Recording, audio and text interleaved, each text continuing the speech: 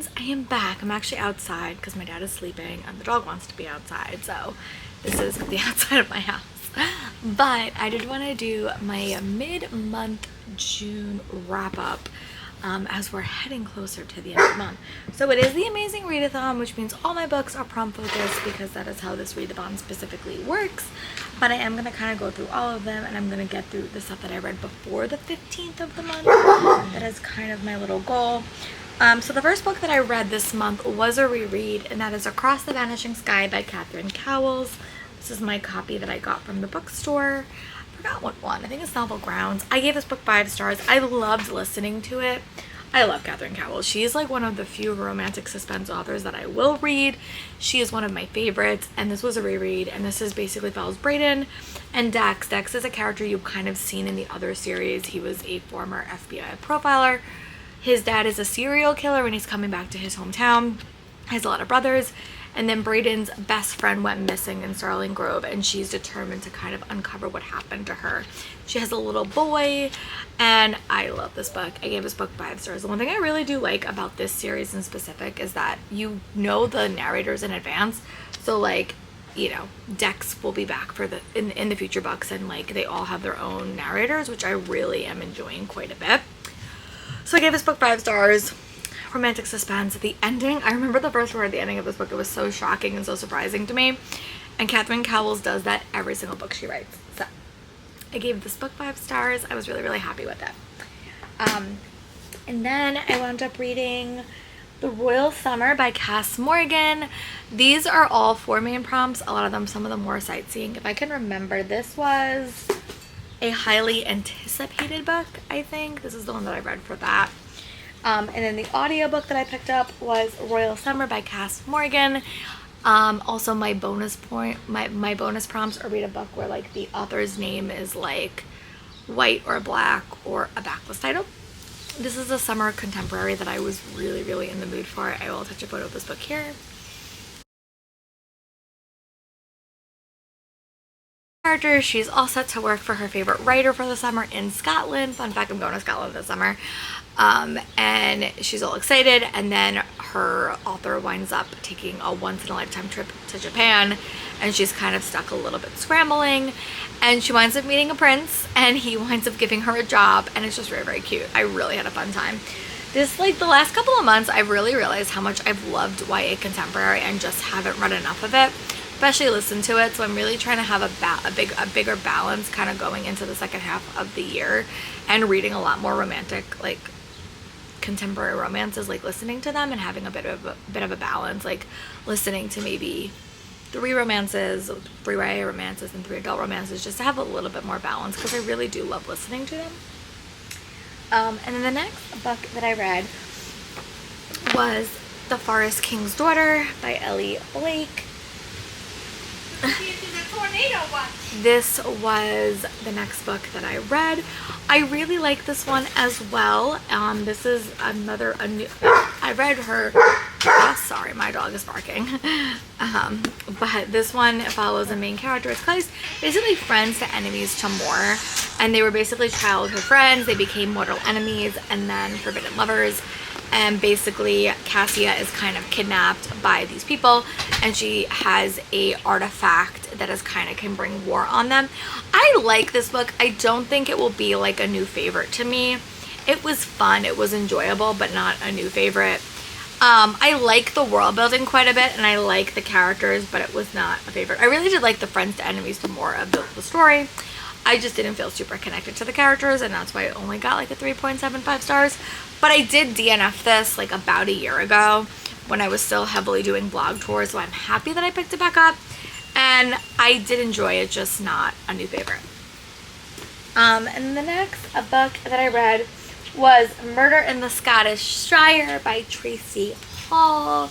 This is a cozy mystery. I'm really happy I finally got around to this one because I am going to Scotland in August, so I will attach a photo of that book here. This book follows a main character. She's a single mom. She works this knitting shop in Scotland, and she winds up having a lot of things go wrong, like happen to her. Like her grandfather comes back into her life. one of her former employees is murdered, and she's tasked with helping them figure out why she was murdered. And I gave this book 4 stars. I think out of all the cozies that I've tried recently, this is like my most favorite that I read, and I really want to read book 2. But it hasn't worked for a prompt quite yet in the Amazing Readathon, and also in July I could listen to whatever I want. So that I've just been doing a lot of readathons, like I did Escape, and then I'm doing this, and then there's like really nothing in July, and I normally read a lot in July because it's my 1 full month off. But I like this. I really want to read book 2 soon, and I am heading to Scotland in the middle of the summer, so I hope to get a couple more of these read or save them for when I'm there. I think that might be super cool.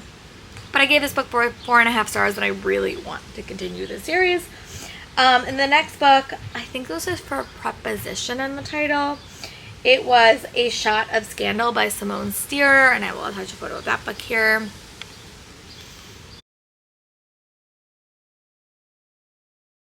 Another cozy mystery about a main character who used to be a true crime podcaster, but then she decides she wants to move to the small town and kind of start a coffee shop, and she kind of gets pulled back into a murder mystery, which I really had a fun time with. I gave this book 4 stars. There's a little animal involved. It was fun. I enjoyed it. And they're really, really short. Like, these would be great for like mini readathons because they are so short. So I gave this book 4.25, and I really want to read the more books in the series. I just have to wait for it to fit a prompt, to be honest. And then the next book I read was Zoom with a Few, a mystery by Jess Cannon. This was for the holiday prompt. You had to read a book that had a holiday in it, and this is 4th of July cozy. I will attach a photo of that book here.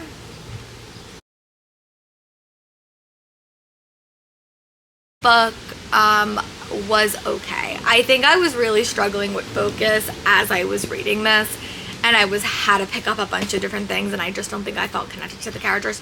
I will admit the ending was interesting. Like, you had a main character, again, a lot of these cozies start the same way. They had to go back to their childhood family home because she was, she had no money, and she had to kind of move back into her family, and she kind of got a job working as like a photographer for old houses, and there was a murder, and she was kind of invested again. I will say the ending was very interesting, so I may check out book 2, but I felt no connection to any of the characters. I think that the reason I really struggled with this cozy is because there's a lot of characters and you get different point of views. I'm starting to read another one, and I'm really having like the same issue. So I really prefer when I read my cozies when there is like one point of view and not a lot, because I feel like I get like lost in the audiobook sometimes. Also when they're all the same voice, I get very, very confused. But yeah, so that's where we are with that. I gave that book 3 stars, and I'm not sure if I would continue that series, but that is where we are. And the next book I read was The Gods Time Forgot by Kelsey Sheridan Gonzalez. I actually really like this book. This book was on my self-destruct list from last year. I got this, actually met her at Comic-Con. She was like promoting her book. And I gave this book 4 stars. I had a very, very fun time. Very, very, very fun time with this one. It was Irish mythology combined with Gilded Age New York and the sweeping enemies to lovers historical romantasy. So it takes place in Manhattan in 1870, and Ruin knows that she is not Emma, but basically everyone around her life is telling her she's Emma, she's this girl, and she has to kind of deal with the political ramifications of that, but she does not remember her life. She doesn't know she's actually Emma, and she winds up kind of having a connection with a man named the Lord Devenor, a newcomer to Manhattan society. He's somewhat familiar with Rue, but she doesn't know why or how, and their paths keep crossing. And I really did like the Irish mythology of this story. I thought it was very, very well done. It was very, very well paced. The ending was very, very interesting, and I just enjoyed it. I don't think it was like a 5-star read for me, but it was a solid 4-star, and I'm happy that I got around to it. And this was for 1 prompt. I don't remember what prompt this was. Maybe this was sightseeing. I think this might have been sightseeing. But I finished it last weekend, and I really, really liked it. So I'm happy that I finished the book, gave it 4 stars, and I hope this author writes more in the future because I did like her books quite a bit. And then I did have a DNF. I did wind up DNFing House of Hearts by Skyla Arnett. This was a book that I had to put down, and then I just didn't feel like picking it back up when I got around to it. But it would have been a quick one. It would have been like a great murder mystery. Her best friend went murdered and she went to the school.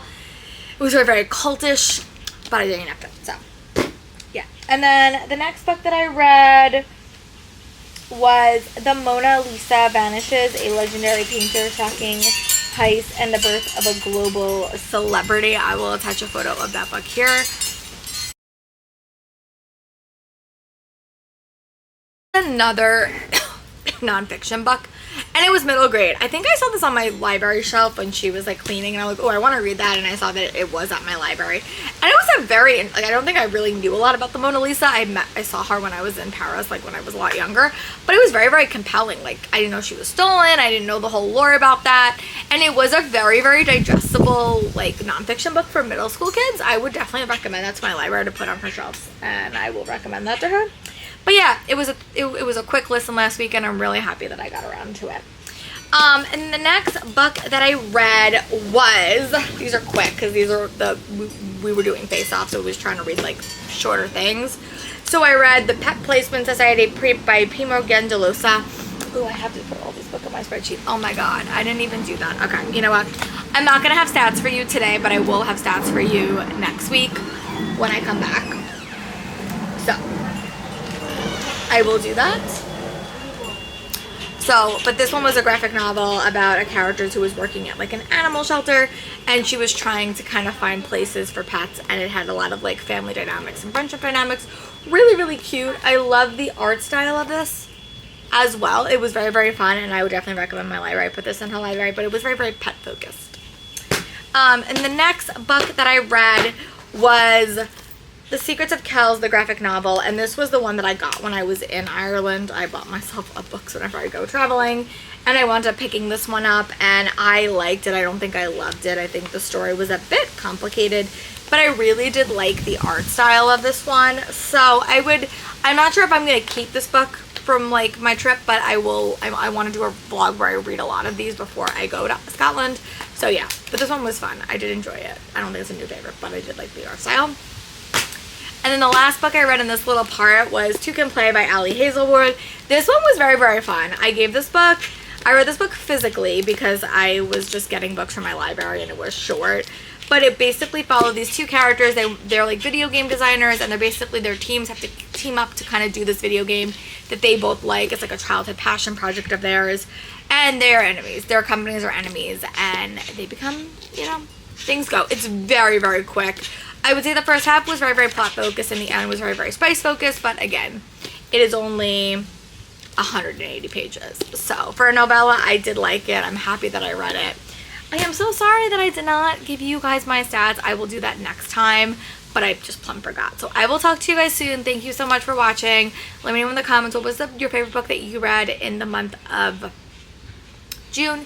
And what, if you're participating in the Amazing Readathon or Tower Readathon, are you enjoying it, and what team are you on? Bye, book friends.